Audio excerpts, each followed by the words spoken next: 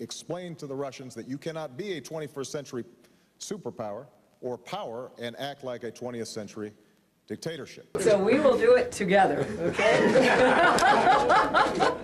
President Medvedev and I are committed to leaving behind the suspicion and the rivalry of the past. We may not end up agreeing on everything, but I think that we can have a tone of mutual respect. They recognize that a partnership with the United States will strengthen them.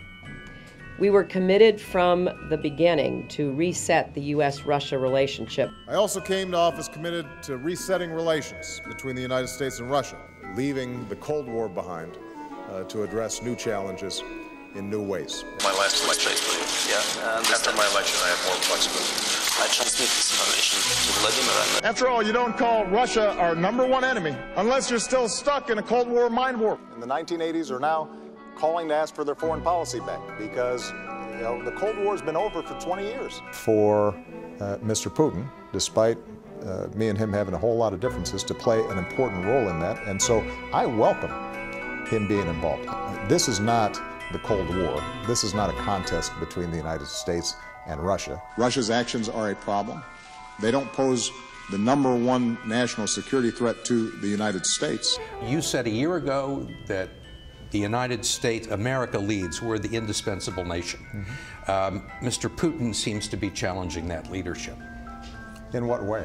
And I've encouraged Mr. Putin to think forward as opposed to backwards.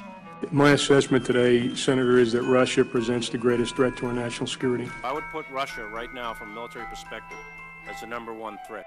I would put the threats to this nation in the following order: Russia, China, Iran, and North Korea. Not because we want to isolate Russia, we don't, but because we want a strong Russia that's invested in working with us. The Russians believe, they're not wedded to Assad. They believe that the Syrian people must decide in the context of this political process. Russia has helped bring about the Iran nuclear agreement. Russia helped get the chemical weapons out of Syria. Russia is now helping with the cessation of hostilities. Mr. Trump's continued flattery of Mr. Putin is unprecedented in American politics. Was to talk to him directly and tell him to cut it out, and there were going to be some serious consequences if he didn't. Did you underestimate Vladimir Putin? You know, I don't think I underestimated him,